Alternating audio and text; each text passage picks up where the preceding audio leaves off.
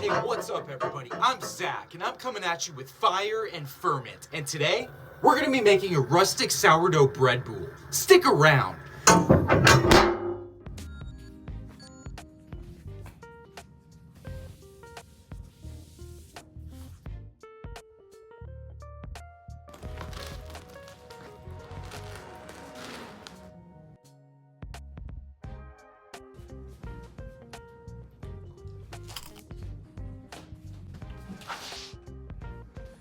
Sourdough is all the craze these days. If you've had it, you understand why. Nothing beats a freshly baked, crispy, golden, mahogany-crusted, airy crumb bread boule fresh out of the oven. You pull these bad boys out and they sing to you. It's a whole thing. You can get way deep in the weeds in pursuing the best sourdough boule possible by employing all kinds of techniques. And there's definitely a place for that, but today, we're just gonna jump into my version of an easy to follow, absolutely winner recipe for a basic sourdough bread boule that'll knock your socks off and keep your dinner guests coming back for more. We'll start off with a sourdough starter. This is basically your culture that contains wild yeast and bacteria that will ferment, leaven, and flavor your bread. You can make the starter yourself, or you can be gifted it from a friend. The starter I'm using today was gifted to me, and this culture is over 100 years old. I recommend storing your starter in a covered mason jar in the fridge. Make sure you have a good food scale and measure the mass of the container by itself in grams and write this number down. You'll need to feed and activate your starter before you use it, and what you'll do is add starter, flour, and water in a 1:1:1 ratio. Start by measuring 75 grams of starter into your jar and take note of the combined mass in grams of your jar and your starter together, so each time you refeed your starter, you discard any extra starter down to that amount. Then add 75 grams of flour and 75 grams of water into the jar.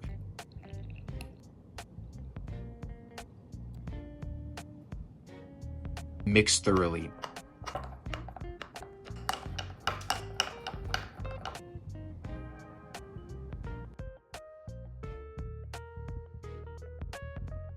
Place a rubber band around the level of your starter as a marker so you can visibly see when it's doubled.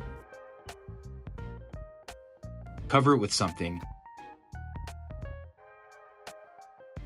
You'll probably need to discard the 75 grams of starter and refeed it 2 to 3 times before it's active enough for a healthy bread boule.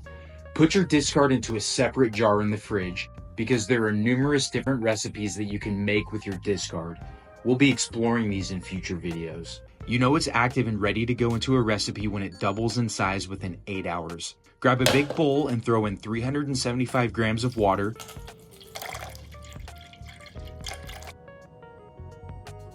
100 grams of recently fed active sourdough starter that has doubled in size within 8 hours, and 12 grams of salt.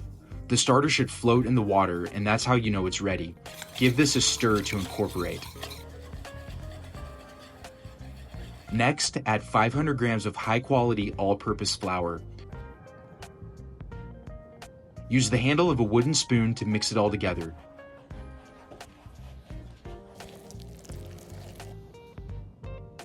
Transfer this mixture to a vessel with relatively straight sides for bulk fermentation. This big glass container works just fine for me. Cover and let it rest on the counter for 30 minutes.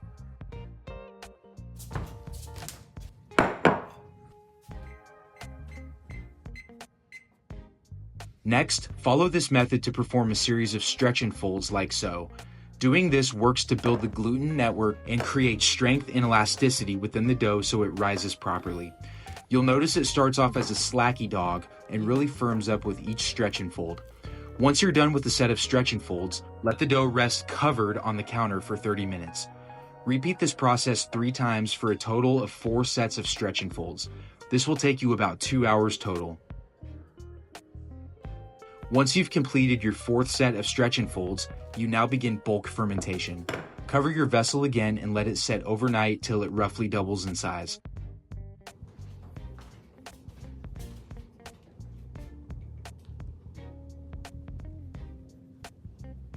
Once it's doubled in size, plop that slacky dog out onto a lightly floured work surface to shape.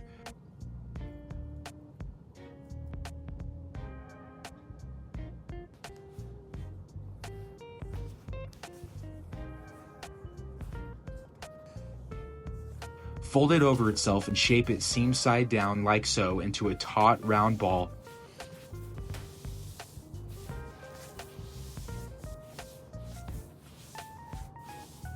Flip back over seam side up.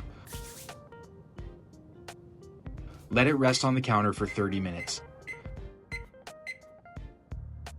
Lightly flour a medium-sized bowl or proofing basket. Once 30 minutes has gone by, repeat the shaping process again.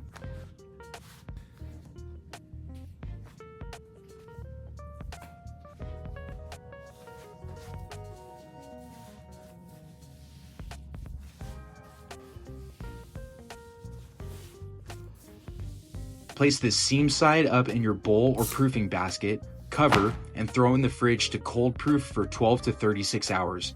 You could bake this up right away, but in my experience, the cold proof really kind of dampens the yeast, slowing further rising, but allows the bacteria in the culture to shine, resulting in a more pleasantly sour end product. When you're ready to bake, preheat your oven with a Dutch oven in there as well to 460 degrees Fahrenheit. Let that Dutch oven really preheat in there for 30 minutes or so. At the end of the 30-minute preheat, set a water pan at the bottom to create steam.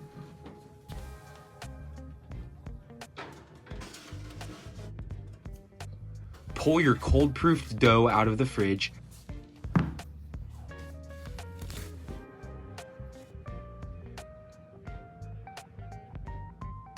and tear off some parchment paper to put on top. Cover this with a plate and invert your dough onto the plate.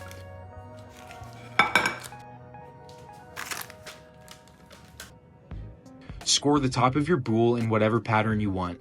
I like a good rustic boule with a simple crisscross in the middle. Mist your boule with water, which helps to add to the crust development and delays setting the crust. Pull out your Dutch oven, take the lid off, and drop your boule in there. Replace the lid and throw back in the oven for 35 minutes.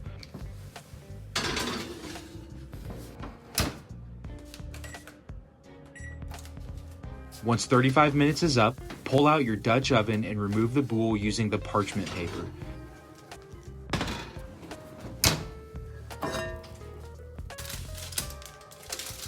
Grab the boule by itself and place back on the center rack to crisp up for another 10 to 15 minutes. Once you've achieved the coloration you want, pull it out and set it on a cooling rack.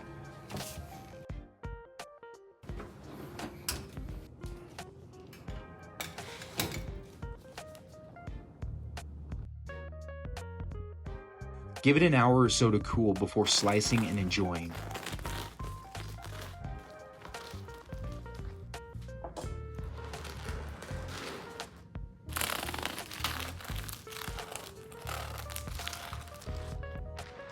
Today, we'll be dipping this into an olive oil, balsamic vinegar, parsley, fermented honey garlic bread dip.